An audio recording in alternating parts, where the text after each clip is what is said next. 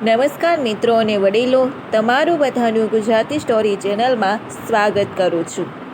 જો તમને આ હેલ્થ ટિપ સારી લાગે તો આ ચેનલને સબસ્ક્રાઈબ, લાઈક, શેર અને કમેન્ટમાં અભિપ્રાય જરૂર આપજો. મખનાના ફાયદા જાણો છો? જાણો કિડનીથી લઈ આવે છે ફાયદાઓ. શું તમે આ તસવીરમાં રહેલી વસ્તુ ક્યારેય ખાધી છે? જો હા, તો તમને ખબર જ હશે કે આને શું કહેવાય છે, પરંતુ કદાચ તમને એના ફાયદાઓ વિશે નહીં ખબર હોય. આ વસ્તુ ભારતમાં મોટે ભાગે બિહારમાં જ બને છે. આને મખાના કહેવાય છે. તળાવ તેમજ દલદલીય ક્ષેત્રમાં પાણીમાં ઉગતા મખાનામાં ભરપૂર માત્રામાં પોષક તત્વો હોય છે. તેમજ આનું ઉત્પાદન કરવા માટે કોઈ જાતની દવા વગેરેનો ઉપયોગ ન થવાતો હોવાથી આને ઓર્ગેનિક ફૂડ પણ કહેવાય છે. મખનામાં protein, vitamin, fibre, magnesium, phosphorus, iron તેમજ ઝીંક જેવા ખનિજ તેમજ પોષક તત્વો મળી આવે છે. આ સિવાય મખાનામાં ઔષધીય ગુણ પણ હોય છે, જેથી એ આપણા શરીર માટે પણ ખૂબ ફાયદાકારક છે. આમ તો મખાનાના ઘણા ફાયદાઓ છે. ચાલો જાણીએ મખાનાના મહત્ત્વના ફાયદાઓ વિશે.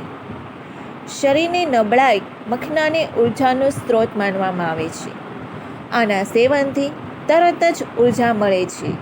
આથી જો નિયમિતપણે સેવન કરવામાં આવે તો શારીરિક નબળાઈમાંથી છુટકારો મેળવી શકાય છે. હાડકાં માટે જણાવી દઈએ કે મખાના કેલ્શિયમ હોવાથી તે હાડકાંને મજબૂત બનાવે છે.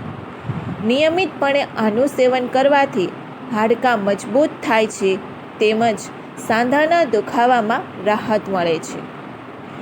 ત્વચા અને મખાનામાં એન્ટીઓક્સિડન્ટ અને એન્ટી એજિંગ તત્વો મળી આવે છે.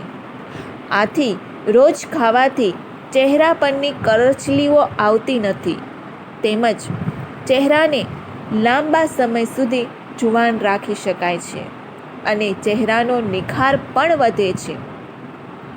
હૃદય માટે આનું દરરોજ સેવન કરવાથી કોલેસ્ટ્રોલ લેવલ ઓછું રહે છે, જેથી હૃદય સંભવિત રોગોથી બચી શકાય છે.